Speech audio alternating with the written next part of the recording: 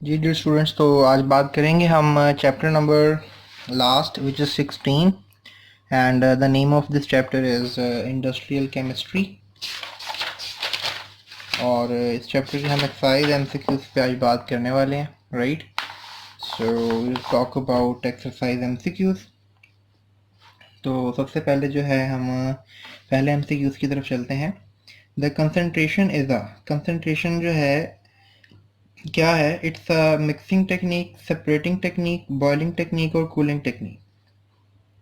तो it's a separating technique because concentration में आप क्या करते हैं कि आप जो आपका मुतलका ओर है उसको आप सेपरेट कर रहे होते हैं, और इसमें बहुत से मेथड्स जो हैं वो रिक्वायर होते हैं। सो मेथड्स के मैं आपको नाम बता देता हूँ। कंसंट्रेशन जो है, कंसंट्रेशन ऑफ द ओर जो है आप कह लो that is being done by the process of gravity separation. इसके अलावा आप कह सकते हो we have method known as Froth flotation process और इलेक्ट्रोमैग्नेटिक सेपरेशन। ये तीन मेथड्स हैं जिसे आप करते हो। इसके अलावा we have extraction of metal, right. हमारा टॉपिक बात क्या है, तो इस चैप्टर की समरी में आपको समझाऊंगा। So let's move toward the second MCQ. Froth flotation process is used to concentrate the ore on waiting basis जो है इसका आंसर होगा, क्योंकि इसमें इन्होंने लिखा भी हुआ है कि on the ore particles are preferentially, ठीक है, preferentially it's new word for me, wetted by oil, right. Oil के साथ जो है आप कह लें कि इसको किया जाता है, and then gangue particles by water, और गैंग पार्टिकल्स को वाटर के साथ। So it's a proper method, इसमें तो इतना कुछ खास लिखा नहीं होता। उसके बाद थर्ड एमसीक्यू है, मेटे जो है किस चीज़ का मिक्सचर है, that is cuprous sulphide and iron sulphide. So C option is the right answer. ये शॉर्ट क्वेश्चन भी आता है बोर्ड में आपको अमूमन। उसके बाद है जी, in the bessemerization process, bessemerization process के अंदर क्या होता है, बेसिमराइजेशन प्रोसेस में ये होता है कि जो आपके पास मोल्टन मेटे है उसको हीट किया जाता है, right. So C option is the right one. उसके बाद they are talking about fifth, concentration of the copper ore is carried out by, जो कॉपर ओर है उसकी कंसंट्रेशन कैसे की जाती है। तो कंसंट्रेशन जो है डेफिनेटली इसमें कैल्सिनेशन तो बिल्कुल नहीं होगा, रोस्टिंग एंड ये है एक्सट्रैक्शन ऑफ मेटल में मैंने को बताया था अभी। Distillation is another method. So fourth flotation होगा, यहाँ पे लिखा हुआ है फोर्थ फ्लोटेशन, तो यहाँ पे आपने लिख लेना है फ्रोथ फ्लोटेशन, ठीक है। उसके बाद हम बात करेंगे सिक्स्थ एमसीक्यू की। When carbon dioxide is pass through the ammoniacal brine, the only salt that precipitates is.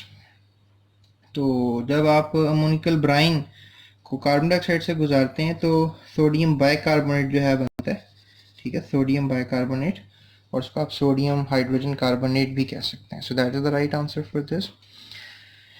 उसके बाद in Solvay process slaked lime is use to, slaked lime का क्या इस्तेमाल होता है, उसमें आप रिकवरी ऑफ अमोनिया करते हैं, ठीक है। ये आप अमोनिया की जो मैन्युफैक्चरिंग है इस टॉपिक में आप उसको देख सकते हैं। उसके बाद when sodium bicarbonate is heated it form, sodium bicarbonate को जब हीट किया जाता है तो क्या बनता है, तो सोडियम बाइकार्बोनेट को हीट करने से आपको आई थिंक सो कार्बन डाइऑक्साइड जो है वो मिलती है, क्योंकि सोडियम बाइकार्बोनेट को आप हीट करेंगे water vapours, some carbon dioxide is going to be there, right।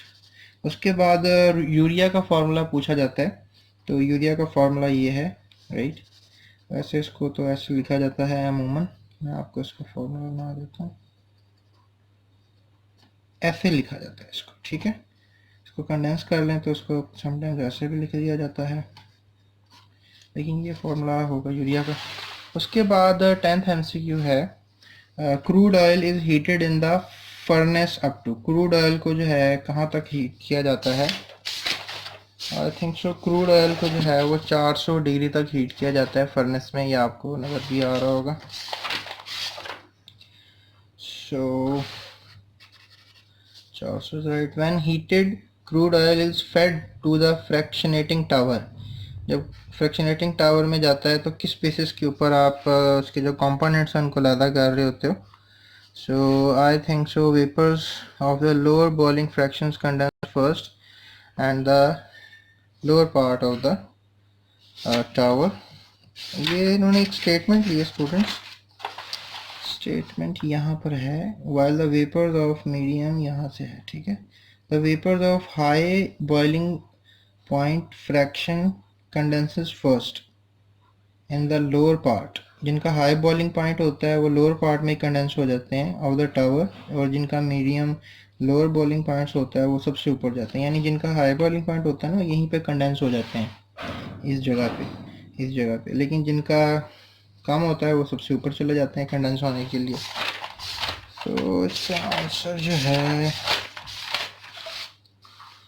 vapors of the lower boiling point or higher boiling point condense later in the upper, the vapors higher boiling point never higher condense first in the lower part। यही option इसका answer होगा, ठीक है, ए is answer. उसके बाद 12th है जी, which one of the following is used as a jet fuel. Jet में क्या डालते हैं जी? जेट में मेरे ख्याल में मिट्टी का तेल डालते हैं, ठीक है जी। ये देखें जेट फ्यूल है और कैरोसिन ऑयल लिखा हुआ है, सो जेट फ्यूल का नाम भूलिएगा। ओके सो उसके बाद है जी, which one of the following is not fraction of residual oil. Residual oil से क्या नहीं मिलेगा आपको? पैराफिन वैक्स मिलेगी, petroleum coke, asphalt, fuel oil. ये हमारे पास है जी रेजिडुअल ऑयल, ठीक है जी। ये रेजिडुअल ऑयल है, इसमें पैराफिन वैक्स, एस्फाल्ट और पेट्रोलियम कोक तीनों है, ठीक है। फ्यूल ऑयल नहीं मिलेगा क्योंकि वो आपको पेट्रोलियम से ही मिलेगा, ठीक है। रेजिडुअल ऑयल से, पेट्रोलियम से आपको फ्यूल ऑयल मिल जाता है और डिफरेंट फ्रैक्शंस हैं ये सब लिखी हुई हैं यहाँ पे, ये सब फ्रैक्शंस आपको इनसे मिलेंगे, ठीक है। उसके बाद है नेक्स्ट 14th नंबर पे, which one of the following is not fraction of petroleum. Alcohol नहीं है जी, alcohol is something else, it's not a fraction. Alcohol कभी भी याद रखें पेट्रोलियम से हासिल नहीं होगी। सो द नाइट्रोजन प्रेजेंट, ये अल्कोहल कैसे बनेगी? मोलासेस वगैरह का प्रोसेस होता है, it's another discussion. The nitrogen present in urea is used by plants to synthesize. अच्छा, नाइट्रोजन क्यों चाहिए? अब देखें डीएनए में भी वैसे नाइट्रोजन होती है, शुगर में तो नहीं होती है, फैट्स में भी हो सकती है, ज़्यादातर प्रोटीन्स में जो है वो नाइट्रोजन होती है। सो नाइट्रोजन इसमें भी है, इसमें भी है, तो इन दोनों के लिए चाहिए होगा। सो कंफ्यूजिंग सा एमसीक्यू है, फिलहाल मैं प्रोटीन टिक लगा देता हूँ। डीएनए भी हो सकता है क्योंकि नाइट्रोजन स्पेसिस नाइट्रोजन से ही बनेंगी। अब यूरिया से जो है क्या बनता है, ये भी तो क्वेश्चन हो सकता है ना। So just I think so urea protein में कन्वर्ट हो सकता होगा, so I just don't have remember. उसके बाद है जी, which of the following organic compound is found in gasoline. Gasoline में कौन सा ऑर्गेनिक कंपाउंड होता है? सो गैसोलिन का कार्बन नंबर देख लेते हैं जी। कार्बन नंबर है जी 7 से 10, तो उसके दरमियान 80 आएगा। सो ये है आंसर हमारे पास गैसोलिन के लिए, राइट। सो नेक्स्ट वीडियो में मैं आपसे शॉर्ट क्वेश्चन वगैरह के बारे में बात कर दूंगा, आंसर्स बता दूंगा, ठीक है। अभी तक के लिए इतना ही। वीडियो पसंद आई है तो चैनल को सब्सक्राइब कर लें और वीडियो को लाइक करें, शेयर करें अपने दोस्तों के साथ, अपने जो भी आपके पास सोशल मीडिया है, चैनल को प्रमोट करें, मेरी हेल्प करें। अपना बहुत ख्याल रखें, बहुत शुक्रिया, अल्लाह हाफ़िज़।